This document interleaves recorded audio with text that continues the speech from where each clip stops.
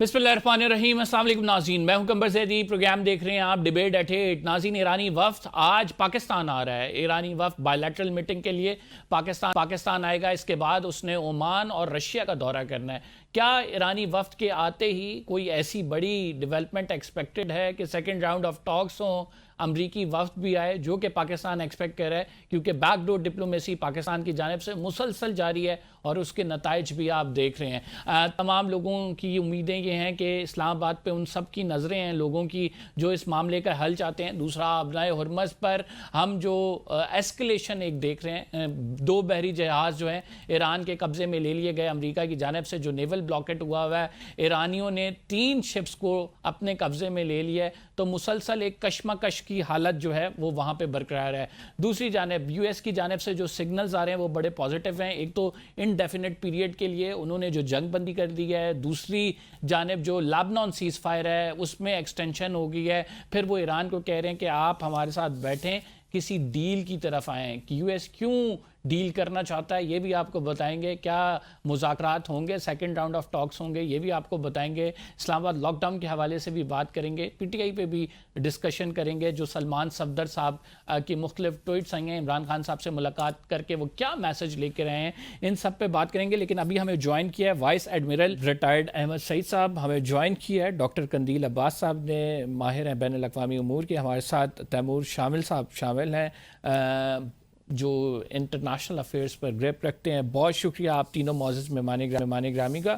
Starting from you doctor साहब, आप क्या समझते हैं? डॉक्टर कंदील साहब, राइट नाउ जो हम ये देख रहे हैं कि ईरान की जानिब से एक बायलैटरल विजिट जो है वो प्लान किया गया पाकिस्तान का, लेकिन अब खबरें ये भी आ रही हैं उसके बाद उन्होंने ओमान एंड रशिया जाना है। Can we expect talks on this weekend? Ji, in fact ये जो ईरानी सोर्सेज बता रहे हैं वो रीजनल विजिट है, यानी उनका 3 कंट्रीज का विजिट है। ओमान और रशिया भी वो जाएंगे। और इसमें जो मेन एक चीज नजर आ रही है वो ये तासुर जाहिर करना चाह रहे हैं कि मुज़ाकरात का जो प्रोसेस है इसमें शायद ईरान ताउन नहीं कर रहा, जबकि ईरान की तरफ से बड़ी क्लैरिटी के साथ कहा गया था कि जब पाकिस्तान के कहने पर हमने स्ट्रेट ऑफ हुर्मुज़ खोल दी और उसके बाद हम मुज़ाकरात में आ गए, लेकिन उसके साथ साथ उन्होंने फिर ईरान का बहरी मुहासरा कर लिया और ईरान की बंदरगाहों को बंद कर दिया। और दूसरा जो अहम तरीन चीज़ है ईरान की तरफ से आ रही है वो ये कि जब तक ट्रंप साहब ईरान को धमकियां दे रहे हैं उस वक्त तक मुज़ाकरात को आगे बढ़ाने का कोई तुक बनती नहीं है, क्योंकि अभी भी ट्रंप साहब कह रहे हैं कि नहीं, हम ईरान का जो बहरी मुहासरा है वो जारी रखेंगे और वो $500 मिलियन जो पर डे हम उनका नुकसान करते रहेंगे। आज पीट एग्जिट ने भी बड़ा क्लियरली कहा है कि ईरान को हमारी दी हुई डील कबूल कर लेनी चाहिए, यानी वो एक डील अपनी तरफ से इम्पोज करना चाह रहे हैं। तो ये मेरा ख्याल है जब तक इस तरह की बातें आएंगी तो ईरान को आप टेबल पे नहीं ला सकते, इसलिए कि मुज़ाकरात का अमल जो होता है वो गिव एंड टेक का होता है, आप कुछ लें और कुछ दें। अगर ये सूरत हाल बनती है फिर तो मुज़ाकरात का इम्कान है, लेकिन पाकिस्तान के साथ चूंकि ईरान के बहुत अच्छे रिलेशंस हैं और इस खास तौर पे प्रोसेस पे पाकिस्तान ने बहुत अच्छा रोल प्ले किया है रीजनल लेवल पर, इंटरनेशनल लेवल पर और मीडिएटर के तौर पर, तो पाकिस्तान ईरान नहीं चाहता कि पाकिस्तान और ईरान के दरमियान कोई गलतफहमी पैदा हो। तो इस वजह से मेरा ख्याल है ये जो विजिट है वो बहुत इंपॉर्टेंट होगा। ये बायलैटरल हद तक रहेगा, लेकिन साथ साथ चूंकि खबरें आ रही हैं कि अमेरिकन डेलीगेशन भी तैयारी कर रहे हैं आने की, तो मुझे लगता नहीं कि इस विजिट में शायद मुज़ाकरात आगे बढ़ सके। अहमद साहब, आप क्या समझते हैं? एक तो हम मुज़ाकरात की बात भी देख रहे हैं, लेकिन दूसरी तरफ when we talk about the straight of Hormuz, वहाँ पे तो एक बाकायदा नाकाबंदी भी है, ईरान ने बंद की हुई है, नेवल ब्लॉकेट है, फिर उसके आगे फिर दोनों की जानिब से जहाज़ कैप्चर किए जा रहे हैं। परसों ईरान ने 3 शिप्स कैप्चर की, उसके नतीजे में अमेरिका ने 2 ईरानी जो तेल बरदार जहाज़ हैं उनको कैप्चर कर लिया है। तो आप समझते हैं कि ये सी रूट्स पे ये डेवलपमेंट्स लगी रहेंगी?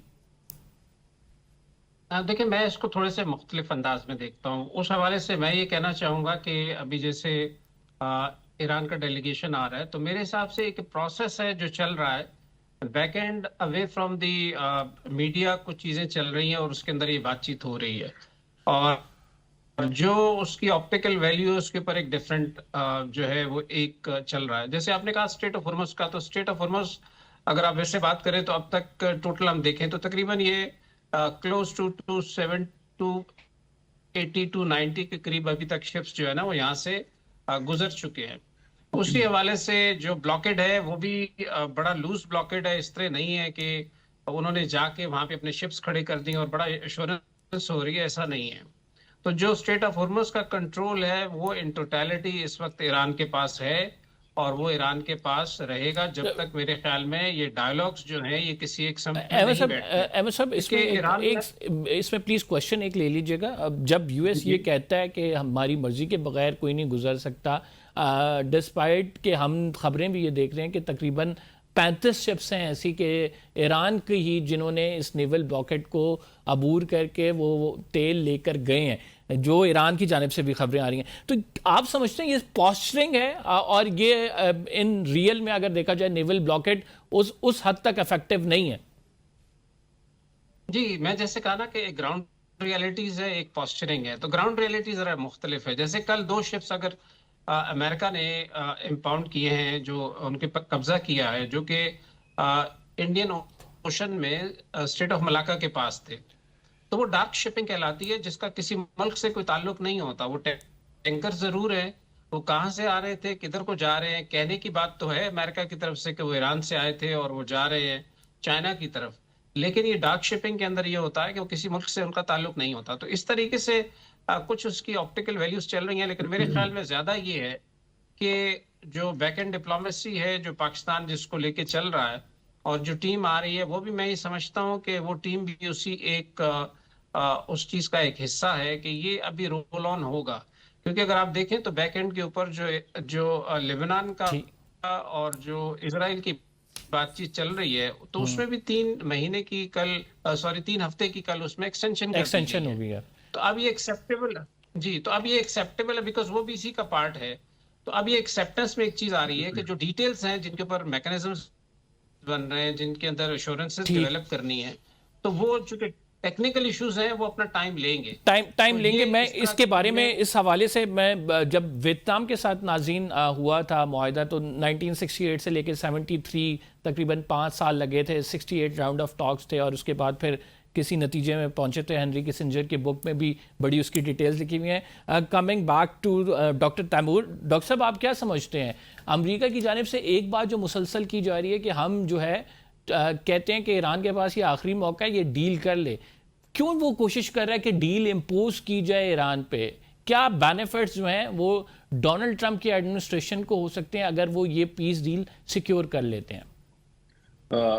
کمبر بہت امپورٹنٹ یہ کوشچن ہے.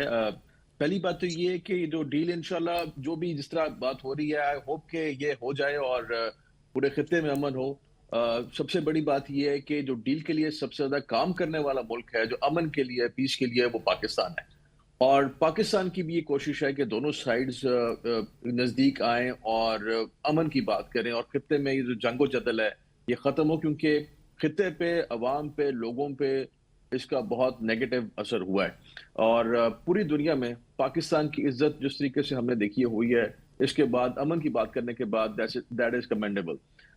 دوسری بات جو آپ اس طرح کہہ رہے ہیں کہ امریکہ کی کوشش ہے، میرا خیال ہے دونوں سائیڈز یہ چاہتے ہیں، ایران بھی اور امریکہ بھی، کہ اس پہ گفتگو ہو اور امن ہو. But at the same point میں نے یہ آبزرو کیا ہے کہ ابھی جو مسئلہ ہے وہ پریسٹیج کا ہے، کیونکہ انٹرنیشنل ریلیشنز میں پریسٹیج بہت میٹر کرتی ہے. کوئی مسئلہ کس طریقے سے حل ہوگا، اس کو آگے کیسے لے کے جانا ہے، اس کو آگے کیسے لے کے چلنا ہے، یہ بڑا امپورٹنٹ ہے. میرا خیال ہے یہ بڑا ایک نازک ٹائم ہے اس وقت، بڑا سینسٹیو ٹائم ہے for both sides, that they should come close to closing a deal for peace.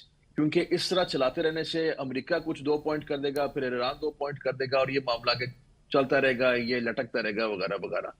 ہم نہیں چاہتے، خطے میں کوئی نہیں چاہتا کہ یہ جو ایشو ہے ایران اور یو ایس کا یہ مزید آگے جائے، مزید لنگر آن ہو. تو سب سے امپورٹنٹ چیز یہ ہے کہ ابھی دونوں سائڈز کو چاہیے کہ وہ اس کو وائنڈ اپ کریں، جو بھی ان کے پوائنٹس ہیں، اور اسٹریٹ آف ہارمز جو یہ سارے معاملات ہوں، اس کو وائنڈ اپ کر کے امن کی طرف جائیں اور امن کی بات کریں. بٹ مجھے یہ بھی محسوس ہوتا ہے کہ بیک چینلز بہت سے ایسے ایشوز ہیں جو ہارمز کے علاوہ ہیں، جس پہ دونوں سائڈ سوچ رہی ہیں، اور شاید ایران اس پہ کچھ اور مزید شاید وقت لے. تو the sooner the better I would say.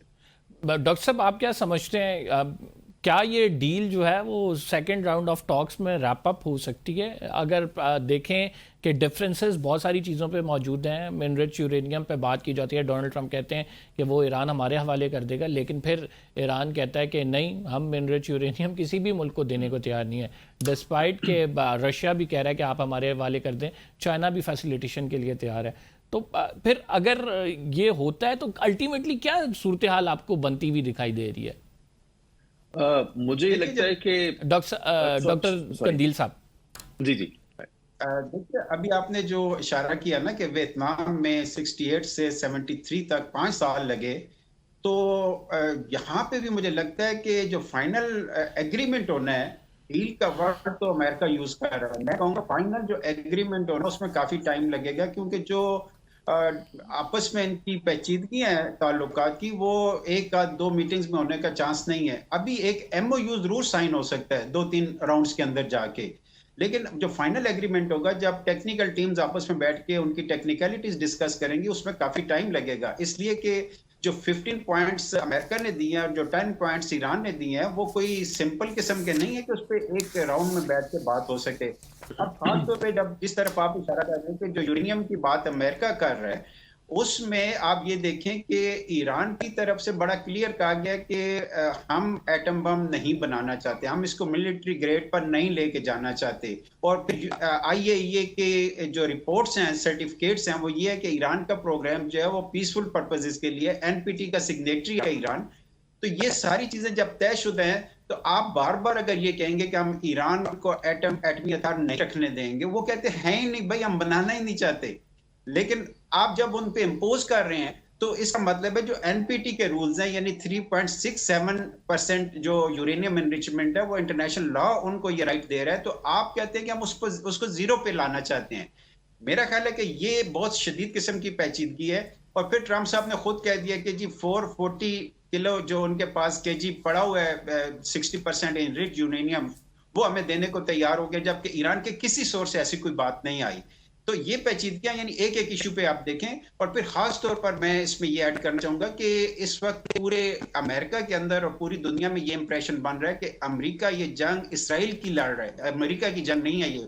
کیونکہ اس سے پہلے جان کیری نے ابھی 3 دن پہلے دیکھے ایک انٹرویو میں بڑا کلیئر کہا کہ اس سے پہلے اسرائیل نے 3 امریکن پریزیڈنٹس کو راضی کرنے کی کوشش کی کہ وہ ایران کے خلاف فوجی کارروائی کریں، جس میں اوباما تھے، جس میں بش تھے اور جس میں جو بائیڈن تھے. لیکن ان میں سے کسی نے ان کی بات نہیں مانی، اور ٹرمپ نے یہ بات مانی اور جا کے جب اٹیک کیا ہے تو ایران نے کلیئر کہا تھا کہ جنگ اگر آپ شروع کریں گے تو اس کا اختتام ہم کریں گے، وہ فیصلہ ہم کریں گے. اور بالکل وہ اس کو ثابت بھی کر رہے ہیں، کیونکہ امریکہ کے پاس جنگ تو شروع کر دی انہوں نے اسرائیل کے قابل کے، لیکن جنگ کو کنکلوڈ کرنے کا کوئی فارمولا نہیں نظر آ رہا ان کے پاس. تو اس کا مطلب یہ ہوا کہ اب وہ جنگ جو ہے وہ کسی ون وے سے ختم نہیں ہوگی، دونوں کو گیو اینڈ ٹیک کرنا پڑے گا. ڈاکٹر قندیل صاحب، ہم چھوٹا سا بریک لے رہے ہیں. We will be right back after this short break. گفتگو کا سلسلہ جاری رہے گا.